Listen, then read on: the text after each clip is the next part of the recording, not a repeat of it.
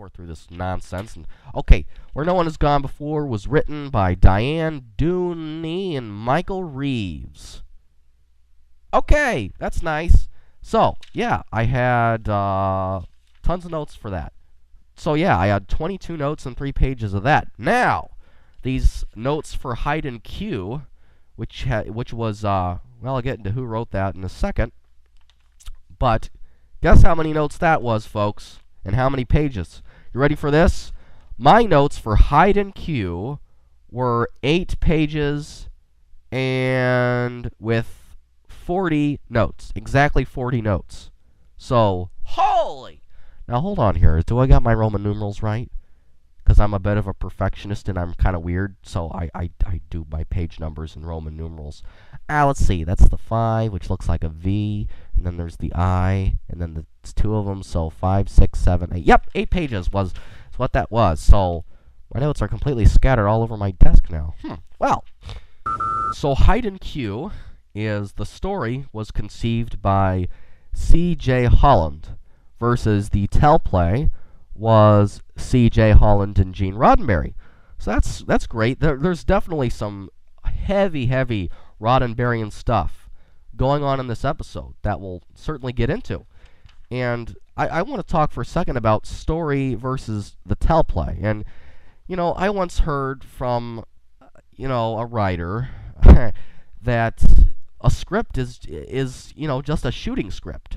It's to tell the director where to place the camera and where people go. And I would have to tend to disagree with that. I think a script is much more than that. You know, many people have compared a script to a Bible in the production sense. And yes, indeed it is that, but I think even greater is, you know, yes, you have a story, you outline your plot, you figure out your plot, and you weave it, and so you sort of write it in a little several-page treatment, right?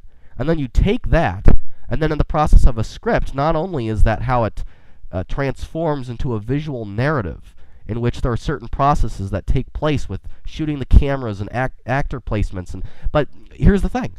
It's dialogue. Dialogue, folks. Dialogue is what a script is all about. There's no dialogue in a story.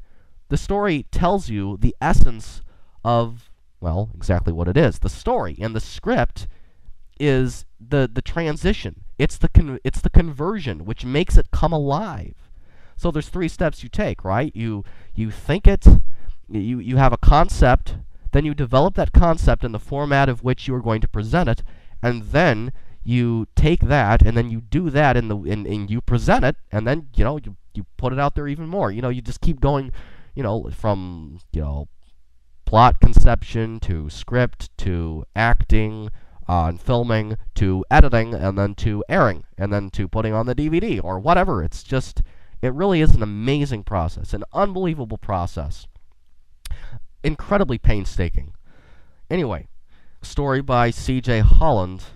And Gene Roddenberry has some dialogue in here for us, so that's pretty great. And directed by Cliff Bull, and one of the all-great directors of Star Trek lore.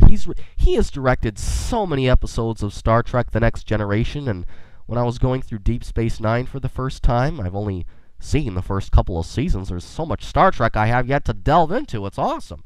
And delve into it all with you guys, of course. But Cliff Bull, my land, what a hardcore director. And I'll tell you something about directors in television. They deserve more credit. I'm going to go ahead and say it, man. They really, really do. Think about film.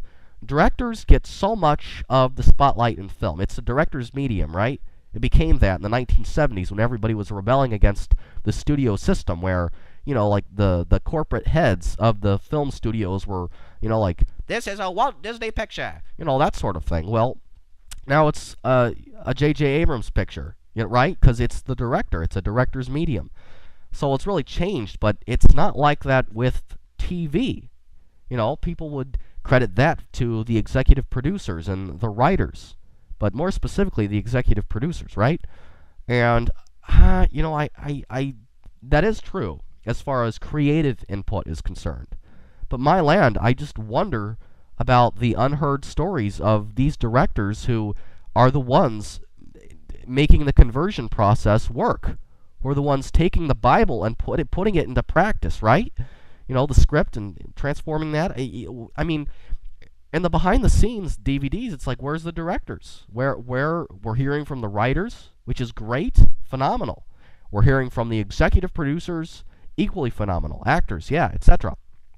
But where are the directors? I want to hear from the guy who said, put that camera there. Because they're not all just a bunch of snobs saying, "Yeah, Jonathan, you look like a retard." You know, there's that's not what they do. It's a little bit more than that. So, you know, in the second season Next Gen Theater event, we got to see the director of Q Who, another Q episode. No duh. You know, here's an interesting tangent of a question: is Q Who more of a Borg episode or more of a Q episode? You know, that episode was killing two birds with one stone. Not that we condone the death of animals here, but I'm sorry, I shouldn't have said that.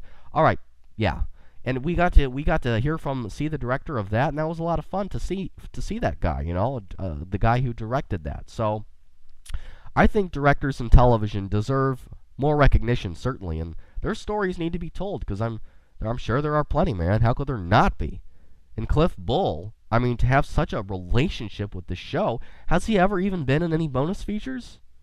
I mean, I don't even know who the guy is. You just see his name, and you know, you get to know the guy simply because he's there. He is as director, and you just sort of go, oh well, director of TV show. Yeah, right. It's just sort of the obligatory role. But no, I think it's more than that. But anyway, let's get off that and get into the episode, for crying out loud. Hide and Q. Awesome, awesome.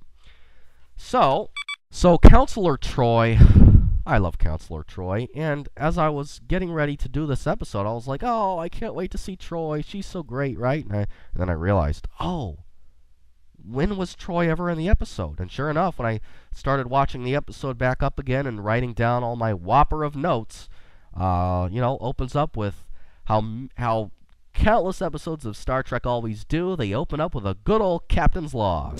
Captain's Log, stardate 41590.5. Having dropped off Counselor Troy at Starbase G6 for a shuttle visit home, we were fortunately close to the Sigma 3 solar system when its Federation colony transmitted an urgent call for medical help. An accidental explosion has devastated a mining operation there. And Counselor Troy is off at Starbase G6 for a visit home. And I guess that has something to do with the next episode, which would have been Haven, which, you know, I watched that the other day. In fact, I'm sorry for being a little unorganized here and jumping backwards in the chronology of what we're doing here, but can I just briefly take you on a journey of the episodes of Star Trek other than the ones I'm engaging on this show? Can I just run them through you please, just real quick? Okay, very good. I dictate the rules here. So after Where No One Has Gone Before, I watched Lonely Among Us, and then Justice, you know, with the naked people, and I forgot just how naked they really were. I mean, goodness me.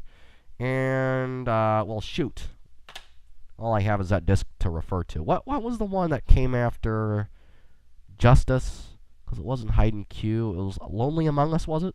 Or did I just say that?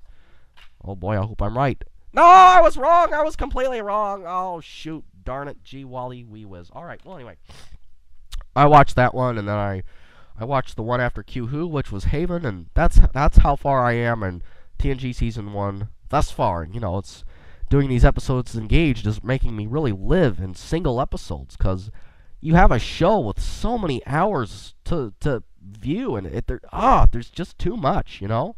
I don't mean to say that there is too much. I'm just saying that in the most great way. There's just so much to delve into, and just one Star Trek series alone. This one Star Trek series that ran for 7 seasons, and yet you could, you know, that's one interesting thing. I'm sorry for getting all tangenty on you, but I think it's interesting how, you know, remember back in the days we had the VHS tapes, and that's what we had. All we had were maybe like a couple of those episodes on VHS, or whichever ones that we'd record off television. And the thing is, we'd watch those over and over and over again, and we'd just squeeze the juice out of the few episodes that we had, and we really got to know them, and so they took on a meaning for us personally, you know, that